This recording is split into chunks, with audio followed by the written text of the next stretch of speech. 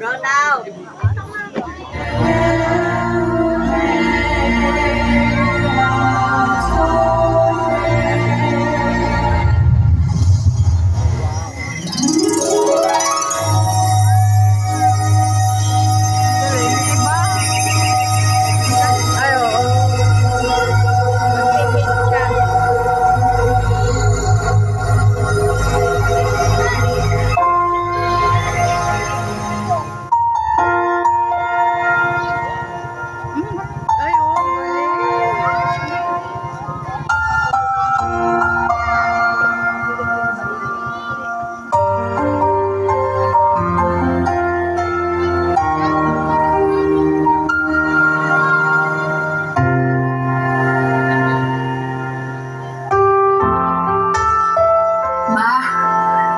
Salamat ha.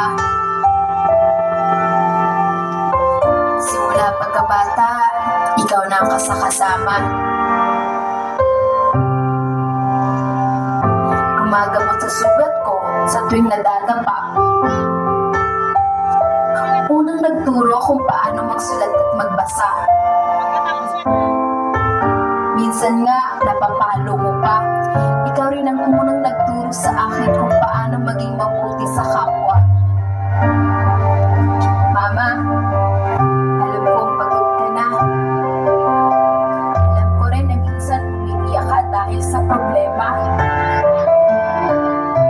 Pero di mo lang ipinapakita.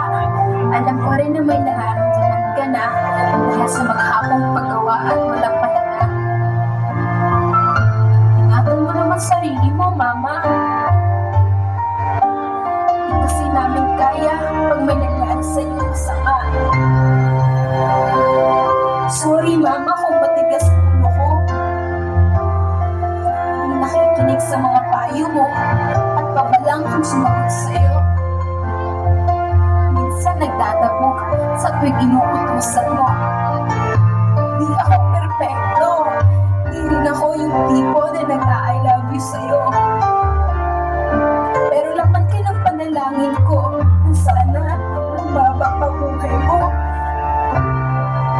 Gusto ko kasi makita mo na magtagumpay ako at masurian naman lahat ng paghihirap mo. Sobrang busy ko. Hindi ko nakapansin na mas kailangan mo ng oras ko. Pasensya ka na, Mama, kung nagagalit ako sa tuwing kinukulit mo. Pagod lang talaga ako. Lahat sila, tinalikuran ako. Lahat sila, walang ibang ginawa kundi saktan at husgahan ako. Pero ikaw yung nag-iisang tao na nanatili sa tabi ko. Di nagsawa sa kakaintindi sa ugali ko. Ramdam ko ang pagmamahal mo. Salamat sa sakripisyo mo. Pangako, pag di mo na kayang tumayo, ako ang magiging paa mo. Kung mahina na ang pagtingin mo, ayos lang, di ako mapapagod sa'yo. At kung dumating man na makalimutan mo ko, ipapaalala ko lahat sa'yo.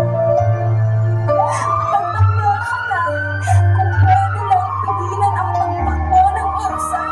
Alam ko darating ang araw na kailangan mo na kami iwan, na kailangan ka na namin bitawan, na darating ang araw na kailangan mo ng pagpaalam. Ikukwento ko sa pagiging anak ko kung gaano kabuting ina at ibabahagi ko ang mga payo mo sa kanila.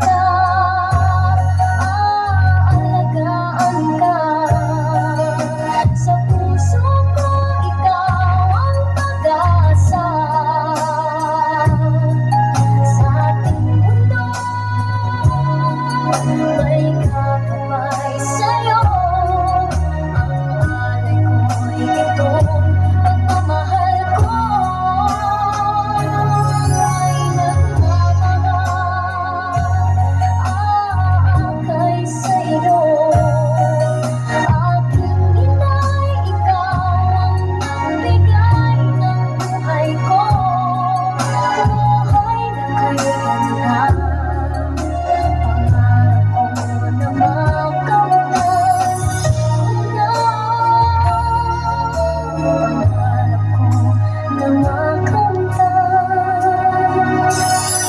ko na.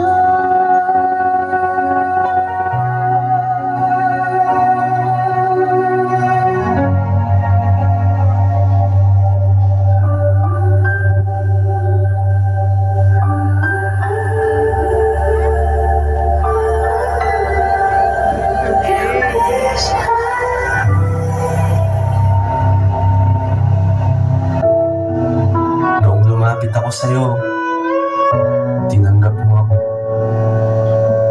Muling niyakap ng walang sinabing kahit na ano. Tinanggap mo pa rin ako.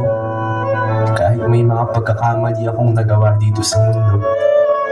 Kahit na hindi ako naging mabuting anak sa'yo. Kahit na madalas hindi ko nasusunod ang mga utos mo. Kahit na madalas natatalikuran kita at naglalakad ako papalayo sa'yo. Tinanggap mo pa rin ako. Kahit hindi kita madalas nabibigyan ng oras, kahit na hindi ko napapakinggan ng iyong mga salita madalas, kahit na sa pakikinig sa'yo ako ay tumatakas, tinanggap mo pa rin ako. Kahit na madalas nakakalimutan kita, kapag ako ay masaya na tumatawa, sa aking isipan ikaw ay biglang nawawala. Hindi ko naaalala yung binigay mong magagandang biyaya, hindi nakakapagpasalamat sa iyong mga kabutihang nagagawa. Tinanggap mo ako, kahit nasa gitna lamang ng mga kalungkutan kita naaalala. Sa madidilim na eksena lamang kita hinahanap. Kahit na sa mga panahong puro sakit at puot lamang kita nakikita, tinanggap mo ako. Pinaramdamang halaga ko dito sa mundo noong mga panahon na nais ko na wakasan ng istorya ko sa iyong libro. Sinabi kong mayroon pa akong misyon dito, na hindi ako dapat sumuko sa mga hamon mo. Tinanggap mo pa rin ako. Kahit na ako ay nagpadala sa tukso. Kahit na minsan ay nauudyukan ng mga gawain ng dyablo, tinanggap mo pa rin ako. Kahit na sinisisi kita sa aking mga kasalanan, tinatanong ka kung bakit ako nagkaganito at nagkaganyan, kung bakit mo ako pinabayaan, hinahayaan lamang sumagwan sa dagat ng kalungkutan, kung bakit mo ako hinahayaang masaktan, kung bakit mo ako kinakalimutan sa mga panahong akin kitang kailangan at tinatawag ang iyong pangalan. Inuulit-ulit ko habang nakatingin sa malawak na kalangitan at kawalan, inaabangan ang iyong mga kasagutan. Tinanggap mo pa rin ako.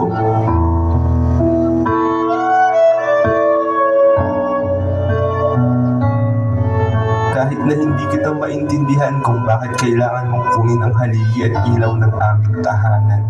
Hindi ko alam ang plano mo sa buhay at bahay na aming nabuo. Matagal na mga panahon na ang nagdaan. Paano ko nagagawin ang makipagtawanan? O kahit makipagtunggalian sa buhay na hindi ko alam ang patungo kung saan, kung aking sandalan at ilaw ay iyong tuluyang binawian. Hindi ko matanggap kung ano man ang dahilan. Pero tinanggap mo pa rin ako.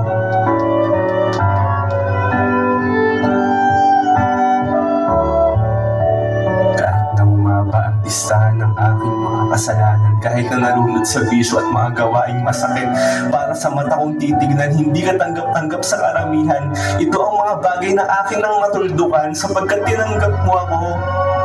Save your eyes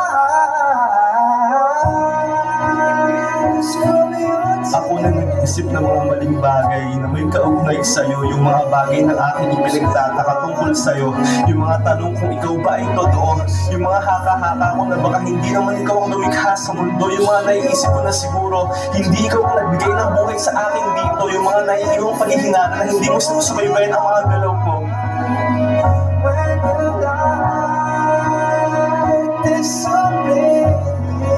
Lahat ng ito ay tuluyang nabago. Nagbalik ako at tinanggap mo. Nalaman ko kung gaano ako kaswerte dahil mayroon akong katulad mo. Mayroon akong maraming bagay na hindi ko itinanggi. Umamin ako sa aking mga nagawang mali. na ang buhay ko ay isang regalong ikaw ang nagbigay at ang kabutihan mo ay sa aking ibinabahagi. Tinanggap ko na hindi ako perpekto, hindi ako Diyos na kagaya nyo. Nagpatawad ako dahil ako ay pinapatawad ninyo.